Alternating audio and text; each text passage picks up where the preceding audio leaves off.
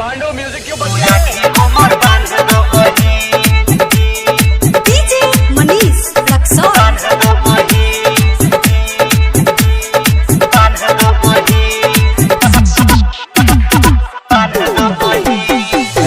रक्षा बंधन के आ गइल दिन तू राखी हमर बांध दबही तू राखी हमर बांध दबही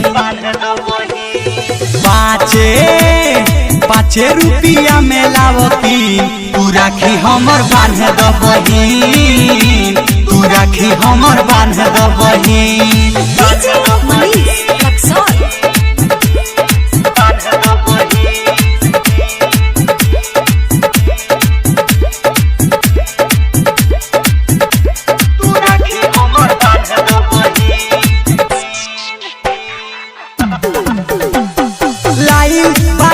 हम गिफ्ट चूड़ी माला चीप देवेला तोहरा के हम सुना ए मोर बहिनी की साच कहनी कि अखिया के करनाम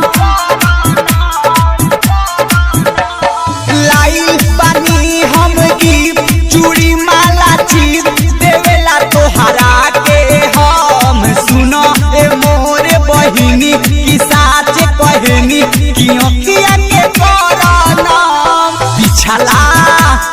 पिछला साल बेहतरीन तू राखी हमर बांध दबही तू राखी हमर बांध दबही डीजे मनीष रक्सौल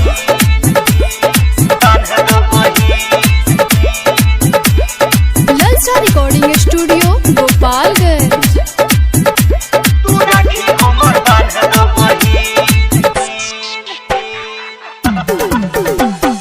राइटर दबेंदर दिमागी कहले बात रागी सुनाए पिया परदेसी सौरभ ऐश्वर देले छोड़ी मुँह ले ले मोड़ी कि दिलावा में इहे देसी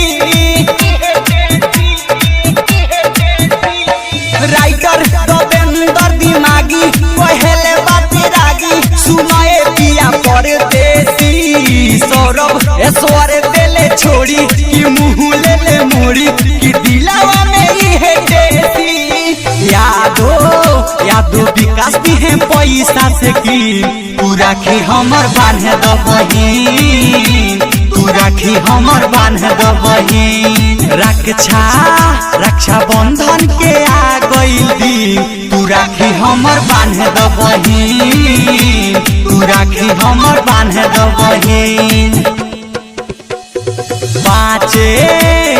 पाँचे रुपया में लावती तू राखी हमर बांध दबही तू राखी हमर बांध दबही।